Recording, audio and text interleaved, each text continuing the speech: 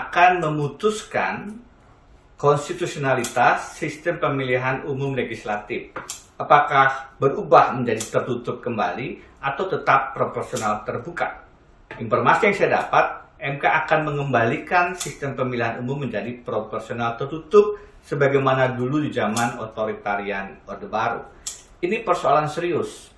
Pertama, MK harusnya tidak masuk ke dalam sistem pemilu karena itu harusnya adalah kewenangan dari Presiden, DPR, dan DPD. Ini yang disebut dengan open legal policy. MK menahan diri dan menyerahkan apa sistem pemilu kepada pembuat undang-undang. Kedua, karena sekarang proses pemilu sudah berjalan, sudah ada daftar calon sementara, maka putusan di tengah jalan semacam ini akan mengganggu proses pemilihan umum legislatif. Akan terjadi kekacauan, chaos yang mengganggu persiapan-persiapan pelaksanaan pemilu. KPU pasti akan kesulitan, partai-partai pasti akan kesulitan. Sebaiknya tidak diputuskan kembali ke sistem proporsional tertutup, ataupun kalau memang ada rencana semacam itu, diserahkan kepada pembuat undang-undang, kepada Presiden dan DPR di masa yang akan datang untuk melakukan pertimbangan, mendengar aspirasi masyarakat, dan memilih sistem pemilu. Bukan kewenangan MK, kewenangannya ada di Presiden, DPR, dan juga DPD. Assalamualaikum, jumpa lagi dengan saya Fadlianto, channel Taritan Fadli. Apa kabar teman-teman? Sekarang sudah sore ya, hari Kamis tanggal 1. Selamat hari lahir Pancasila. Semoga di hari ini kita bisa merefleksikan kelahiran Pancasila dan kemudian kita bisa mempraktekkan, menginternalisasikan nilai-nilai Pancasila dalam diri kita sehingga kita bisa mengimplementasikan nilai-nilai itu menjadi sikap kita di keseharian kita. Semoga saja dengan peringatan itu. Jadi tidak hanya kemudian sepanjang tahun atau setiap tahunnya, setiap tanggal 1 Juni kita hanya memperingati hari kelahirannya saja. Tapi tentu harusnya tiap hari, tiap menit, tiap waktu, dan seterusnya kita paling tidak bisa menginternalisasikan pada diri kita sehingga kita bisa mengimplementasikan nilai itu di dalam kehidupan sehari-hari kita.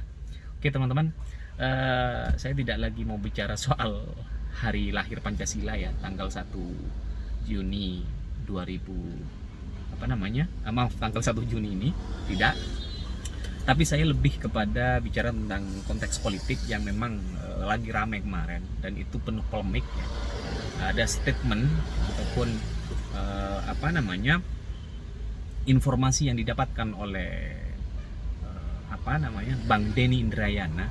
Beliau adalah ahli hukum tata negara dan kebetulan di waktu zaman Pak SBY sebagai presiden, beliau ini wakil Menteri Hukum dan HAM di waktu itu. Jadi maaf kalau salah, saya koreksi ya teman-teman ya di kolom komentar nantinya. Oke, jadi beliau mendapatkan informasi bahwasanya MK akan memutuskan sistem pemilu kembali kepada sistem pemilu yang lama, ya, yaitu sistem pemilu proporsional tertutup yang sebelumnya terbuka teman-teman. Dan ini beliau dapatkan informasi dari pihak yang beliau percaya dan bahkan detail terkait dengan proses sidangnya, bahwa ada dari 9 hakim MK ada 6 hakim yang setuju untuk berubah, untuk keputusan berubah kembali ke sistem proporsional tertutup, dan ada 3 hakim yang memilih dissenting opinion atau opini berbeda, yang menolak. Jadi dengan komposisi itu tentunya disinyalir bahwa keputusannya itu akan diambil ke sistem pemilu proporsional tertutup. Dan beliau mengatakan bahwa itu sebenarnya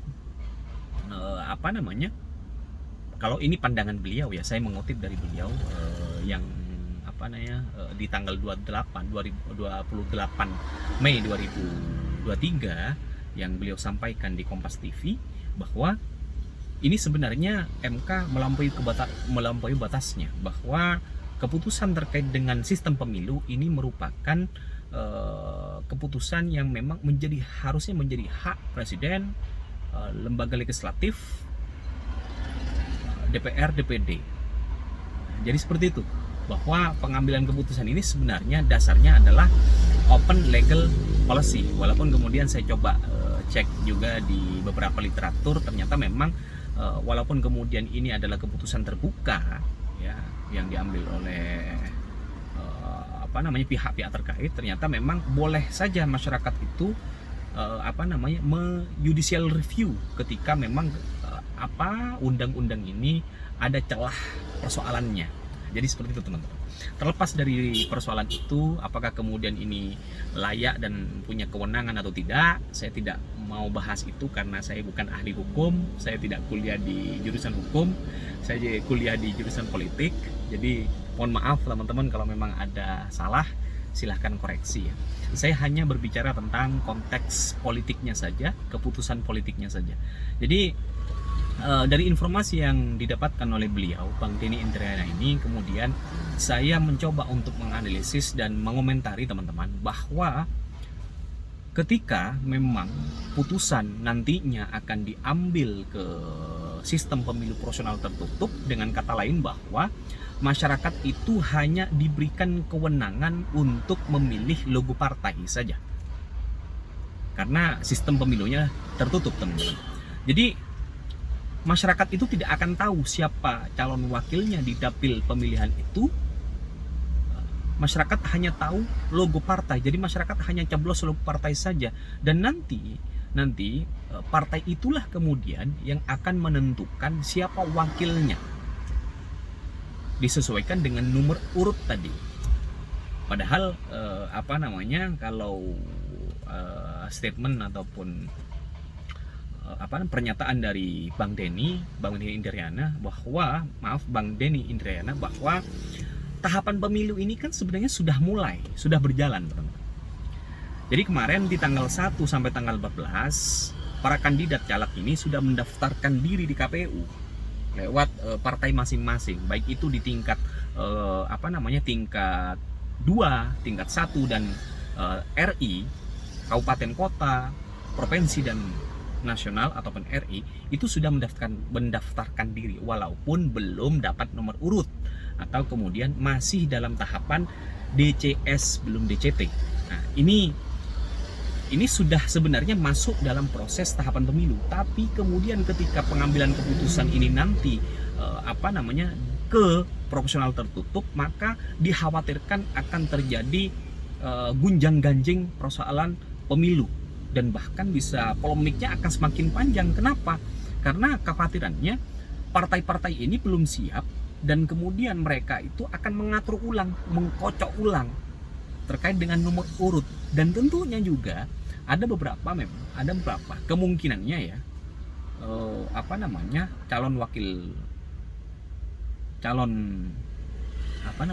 wakil rakyat, caleg ini, calon legislatif ini yang sudah mendaftarkan dan mereka sudah siap bertarung, siap berkompetisi dalam pencalekan, yang memang tidak berpikir tentang nomor urut, baik itu nomor urut belakang ataupun tengah, itu tidak menjadi soal. Karena yang paling mereka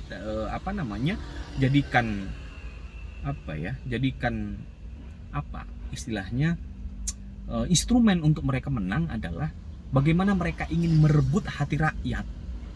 Itu ketika ini diputuskan dengan proporsional tertutup, maka peluang itu akan hilang, karena memang nomor urut 1, 2 ini yang akan punya kemungkinan untuk lebih mendapatkan kursi, teman-teman. Apalagi memang ya orang-orang internal partai, tentunya orang-orang yang memang dekat dengan ketua umum tentunya nantinya.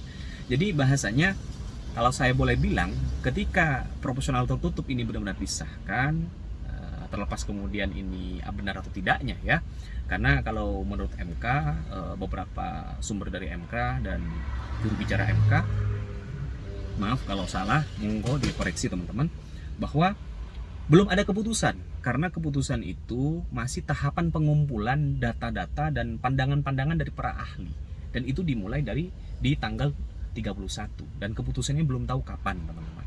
Walaupun memang informasi ini sudah mulai menyebar dan itu juga punya dampak polemik di masyarakat, dan bahkan beberapa partai, bukan hanya beberapa partai, tapi 8 fraksi dari 9 fraksi di DPR mengancam bahkan akan mengurangi kewenangan MK ketika MK memutuskan sistem pemilu ke proporsional tertutup, karena memang di DPR sendiri hanya satu partai yang setuju ataupun yang berupaya untuk mengubah sistem pemilu ke proporsional tertutup, yaitu PDIP. Yang lainnya mereka menginginkan terbuka. Kenapa? Karena memang inilah demokrasi, di mana masyarakat diberikan kewenangan lebih untuk memilih kandidat calegnya sendiri tanpa harus dititipkan ke partai. Maksudnya dalam arti mereka memilih namanya sendiri, nomor urutnya dan namanya sendiri, tidak lewat logo partai, teman-teman. Nah, seperti itu. Dan kalau memang dan kemudian memang kalau saya nilai juga seperti itu, karena masyarakat tidak tahu siapa kandidatnya, seperti apa kandidatnya, kemudian programnya apa, integritasnya seperti apa, kapasitas dan kapabilitasnya seperti apa, intelektualitasnya seperti apa. Masyarakat tidak tahu, karena masyarakat itu hanya mengerti ketika jadi nanti. Karena yang memilih itu adalah partai. Masyarakat hanya memilih logo partai. Partailah yang memilih lewat nomor urut tadi. Nah, ini kekurangannya, dan beberapa pihak pun juga menganggap bahwa ini adalah kemunduran demokrasi, dan saya kalau boleh bilang juga seperti itu, karena pada dasarnya bicara tentang demokrasi adalah bicara tentang kedaulatan rakyat, bahwa rakyatlah yang wajib, bahwa rakyatlah yang berhak untuk memilih, yang punya hak untuk memilih, dan dengan kata lain bahwa dari rakyat, oleh rakyat, untuk rakyat, bukan kemudian dari partai, oleh rakyat, untuk partai. Itu yang harus kita cermati, teman-teman. Oke, ini bicara soal kelemahan dari sistem pemilu proporsional tertutup. Walaupun memang kos politiknya nanti itu tidak begitu besar, ya, karena keluhan selama ini oleh beberapa ahli dan juga tokoh masyarakat, ketika proporsional terbuka ini terus dijadikan sistem pemilu di pileg, itu kekhawatirannya apa? Kos politik yang semakin tinggi. Memang kekurangannya dari beberapa waktu, kemudian dari beberapa momen pemilu ya yang saya ikuti, maksudnya yang saya ikut andil waktu itu. Saya pernah di 2009 pernah jadi anggota PPS, dan kemudian ikut jadi pendamping juga salah satu kandidat caleg di 2014 2019 ya. Jadi memang diskusi di teman-teman, di real, di lapangan, bahwa kos politik untuk pencalekan itu sangat besar. Makanya ada beberapa caleg yang mereka mundur, yang mereka tidak mampu untuk berkontestasi karena mereka tidak punya logistik. Kemudian itu banyak memang, dan bahkan saya sempat ada cerita, teman-teman, saya pernah ketemu dengan salah satu psikolog waktu itu. Saya ngobrol di kafe itu, saya tanya di 2014 gimana, Bu? Kan kebetulan ibu-ibu waktu itu. Ya soal pileg, ya Mas, saya punya banyak pasien, karena mereka depresi, mereka stres, mereka tumbang, mereka kalah dalam kontestasi, bahkan mereka itu bercerita sampai ngutang dan lain sebagainya, teman-teman. Jadi disitulah kemudian kelemahannya. Walaupun sebenarnya kelemahan itu bisa kita hilangkan, teman-teman, karena sistemnya sudah baik. Walaupun memang tidak terbaik ya. Kelebihan proporsional terbuka ini tentu juga pendidikan bagi masyarakat kita ya, penyadaran terhadap masyarakat kita bahwa sistem pemilu proporsional terbuka untuk pileg ini punya dampak positif bagi masyarakat. Kenapa? Karena masyarakat bisa tahu langsung, rakyat ini bisa tahu langsung wakilnya, namanya saja wakil rakyat, ya.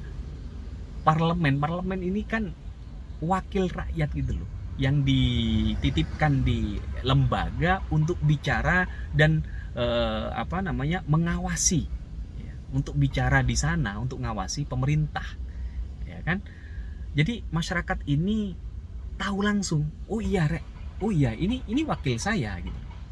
Karena ketika proporsional terbuka ini, ya, tidak didasari oleh nomor urut, tapi mereka terpilih menjadi wakil rakyat di legislatif, mereka yang mempunyai suara terbanyak, ya, suara terbanyak, bukan nomor urut, karena yang akan dicoblos nanti oleh masyarakat itu nomor urut dan namanya.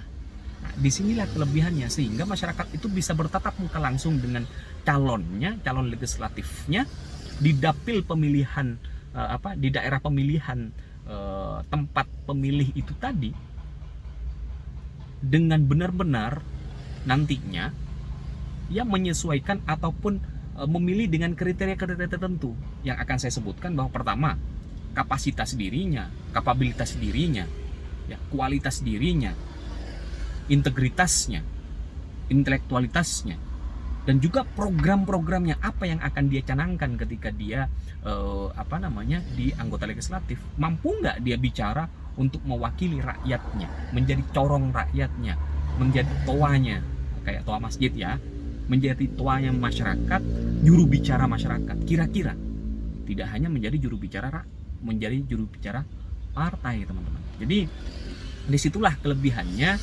sehingga memang kewenangan masyarakat ataupun, ya, hak dasar dari kedaulatan rakyat benar-benar berlaku ketika sistem pemilu itu sistem pemilu proporsional terbuka, tetap seperti 2009, 2014, 2019. Jadi itu teman-teman, harus kita pahami bersama bahwa memang ada kelebihan dan kekurangan masing-masing dari setiap sistem pemilu. Namun kita harus melihat yang punya dampak besar terhadap rakyat, karena ketika kita bicara tentang proporsional terbuka, tentunya ini juga adalah bentuk pendidikan politik bagi rakyat kita, bagi masyarakat kita, calon-calon pemilih kita, baik itu pemilih pemula dan seterusnya. Sehingga setiap caleg ini seharusnya wajib memberikan pendidikan politik. Jadi jangan kemudian mindset yang dibangun di masyarakat itu, ya, mindsetnya ini bicara soal mindset di masyarakat itu adalah masyarakat itu menunggu isi amplop, ya, seberapa banyak isi amplopnya, bukan seberapa tebal isi amplopnya. Karena kalau tebal itu belum tentu banyak, teman-teman. Jangan itu mindset yang dibangun di masyarakat, karena hari ini belakangan ini pemilu itu selalu yang muncul dalam mindset masyarakat itu adalah amplop. Ini yang harus kita pecahkan bersama-sama. Kelemahan-kelemahan ini dalam konteks sistem pemilu proporsional terbuka yang kos politik itu tinggi, itu yang harus kita pecahkan bersama-sama. Tentu tidak hanya masyarakat, karena masyarakat sebagai objek, tapi kita harus jadikan masyarakat sebagai subjek politik juga. Jangan hanya dijadikan subjek ataupun community politik saja. Siapa yang bertugas untuk menyadarkan hal itu? Caleg juga punya tugas, tokoh masyarakat, kita sebagai intelektual, ya, influencer juga, tidak hanya ngoceh kemudian hal-hal yang nggak begitu penting, tapi kita harus ngoceh juga terhadap pendidikan politik masyarakat kita, ya. Elit politik, baik itu pusat, daerah, ya kan, presiden, bahkan hakim-hakim, semuanya punya tanggung jawab yang sama untuk mendidik masyarakat kita agar cerdas dalam memilih, bukan menjadikan mindset masyarakat untuk menunggu isi amplop. Itu yang terpenting, teman-teman. Ketika masyarakat ini kita sudah sadarkan, ya, bersama-sama semua stakeholder yang ada, dengan kriteria-kriteria tertentu mereka akan memilih kandidat calegnya itu. Pertama adalah dengan kapasitas dirinya, kualitasnya, kapabilitasnya, integritasnya, programnya, dan intelektualitasnya.